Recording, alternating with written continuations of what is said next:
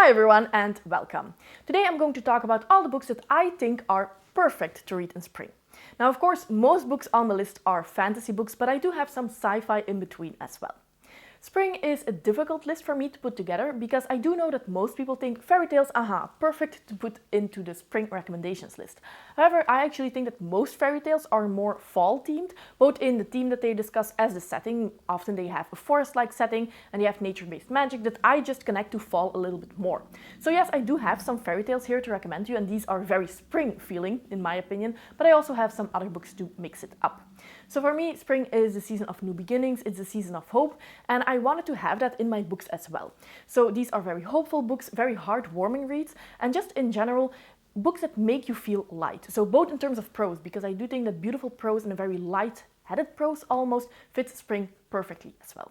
So without further ado, let's get into the books. And the first book that I want to recommend is one of those sci-fi books that I was talking about, and that is A Psalm for the Wild Build by Becky Chambers. This is a very small book, it's a novella, it's the first one in the Monk and Robot series, and the second novella comes out later this year, so perfect time to pick up this one. Yes, this is sci-fi, but it's very cozy sci-fi. It doesn't really focus on the technological advancements or anything like that, it focuses on the people here. This world is so heartwarming because we actually went through an era of industrialization with robots working for people, but now we are very much focused on sustainability.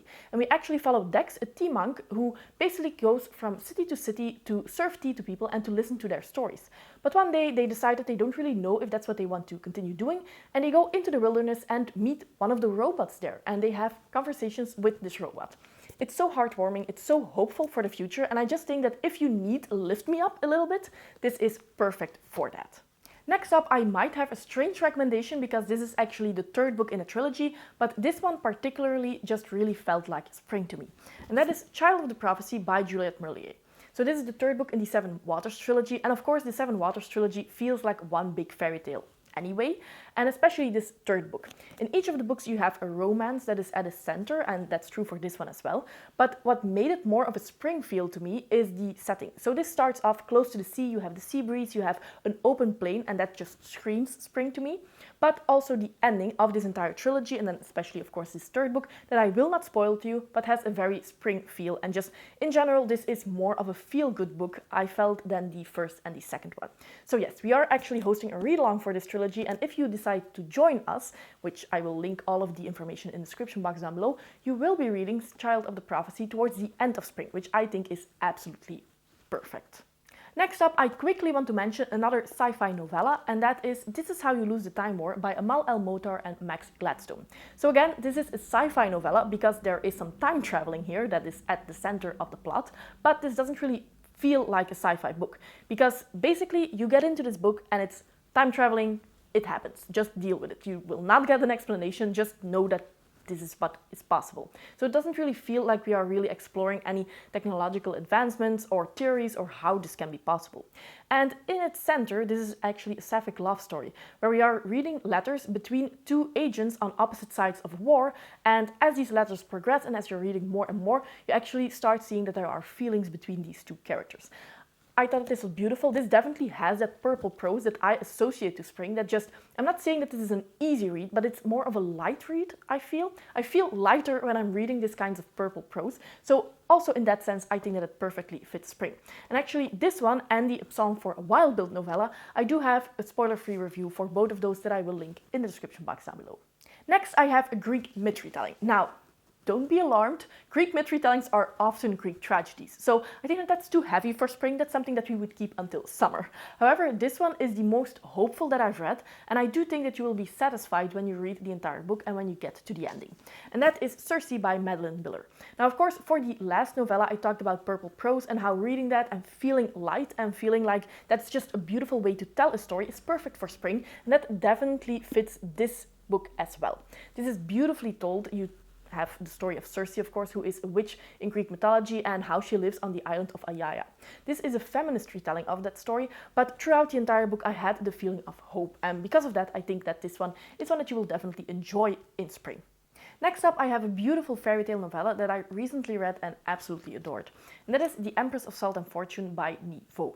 This is the first one in a trilogy of novellas, and the third one is coming out later this year as well. So I'm going to read the second one as soon as possible, and I do recommend that you do the same for this first book. I actually don't know if this is a fairy tale, but the way that all of the chapters were built up and that they reuse the same sentence over and over again did give me that feeling that this was an original fairy tale. In this book, we actually have two characters. We have an old woman and we have a clerk. And the old woman is actually telling the story of the Chinese empress to this clerk who is writing all of this down. This clerk also has an animal companion that I thought was quite funny at times. Now, this definitely has some hard-hitting moments and some very emotional moments because the life of this Chinese empress was not easy. However, throughout this book, you get the feeling that there is hope and that everything is going to turn out okay in the end. And because of that, it was a very spring-esque read, in my opinion. I think that if you have read The Willful Princess and The Piebald Prince by Robin Hobb, which is another novella that is more fall read, in my opinion, then I think that you will love this one as well. It feels like this is its spring counterbalance. So yes, highly recommend this one, and I cannot wait to read the second one. And then, of course, a new release that I have been raving about since I've read it is Anyone's Surprise, The Daughter of the Moon Goddess by Su Lin Tan. So this is the first one in the Celestial Kingdom duology, but I do think that we will be getting the second one either this year or in the beginning of next year, so quite soon. This one is beautiful. In this one we follow the daughter of the moon goddess, so this is a Chinese myth retelling, but of course the Chinese myth focuses on the moon goddess itself. Here we follow the daughter.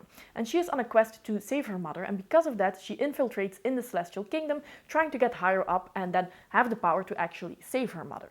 However, while she is there undercover in the Celestial Kingdom, of course she meets people and she comes to care for these people. And that's very difficult for her loyalty and what she needs to do and who she will hurt along the way.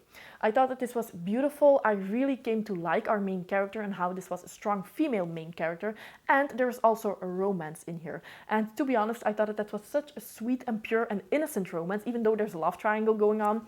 There is one true pairing in this book, and that was so sweet and pure and innocent that it just screamed spring in my opinion. And yes, highly recommend this one. If you don't know from my previous videos, this is a great read that if anything sounds interesting to you, you should at least give it a try. Then we have another book that I think fits spring because of the romance. It's so innocent and so heartwarming, but also the magic system screams spring in my opinion. And that is Warbreaker by Brandon Sanderson. So in this book we follow two princesses. One of them, the eldest, has to marry the god king in a neighboring kingdom, and she has been trained for this her entire life. She knows the culture, she knows the magic system, she knows what she needs to know to survive. However, at the last moment, her father, the king, decides that he wants to keep the eldest sister close to him, and he sends the youngest sister there. And now we follow these two sisters. First of all, the younger sister, trying to find her way in this new kingdom, but also the older sister, who decides to run away and try to save her sister. Now, this romance that you have here, and I will not say too much about it, is just very sweet and innocent, and it's nice to see how this develops throughout the story. Brandon Sanderson can normally not write a romance for the life of him, but here he actually did a quite good job just because it's such an innocent romance and because that fits. However, I also think that the magic system here that's connected to color and breadth, as you can see here, is just very fitting for spring because that's when in nature you start seeing a lot of colors as well. So I thought that that was very fitting. You also have some very funny characters here, especially one of the God Kings is super funny, and I think that that just makes it more light-weighted and not a heavy book to read, one that you can very easily binge. So yes, highly recommend this one for spring as well. Next, a book that I will go over rather quickly because I have a feeling that everybody has heard of this one, and that is A Court of Thorns and Roses by Sarah J. Maas. So this is a Beauty and the Beast retelling. It's very much a fantasy romance. If you do not like romance in your fantasy books, you will not like this series. However, if you do, pick it up if you haven't already. The Beast in this retelling is actually a member of the Fae folk, and he is the king of the Spring Court. So yes, of course, a perfect book to pick up in spring, I suppose.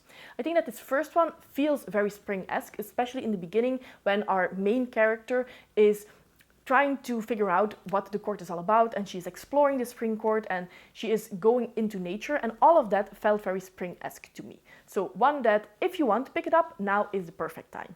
Next up, I have a book that I haven't finished yet, so full disclosure here. However, I am halfway through and I'm absolutely loving it. And I just had to put it on the list because this is one of the most spring-like books that I've picked up in a long time, and I don't think that a lot of people will recommend this to you because it's not that well known on BookTube. And that is Alphabet of Thorn by Patricia A. McKillop. Now, you might have heard me talk about this author before because this is an author who writes original fairy tales, and that's exactly what this book is. Is anybody surprised that I absolutely love it so far? In this one, we follow a 16-year-old orphan who has been raised in the library of the 12 Crowns, and her task is basically to try to translate old books and texts that nobody else can translate. These are set in the language of the trees, in the language of the sea, in the language of the fish, you name it. One day, the floating school, which is basically the school of mages, brings this library a book.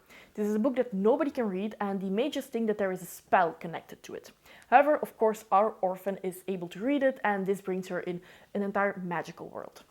I'm loving it so far, I cannot wait what happens. I actually read one book by Patricia A. McKillop before, The Forgotten Beasts of Eld, and that was a very superficial fairy tale. I liked it for what it was, but it didn't really delve deep in the characters. However, this is a little bit longer, and I'm liking this much more because our characters are more well developed, and yes, absolutely beautiful book and highly recommend. Unless this takes a very weird turn, I think that this might be a 5-star. So these were all of the perfect books to read in spring that I wanted to recommend to you. Please let me know in the comments down below what your recommendations are for me.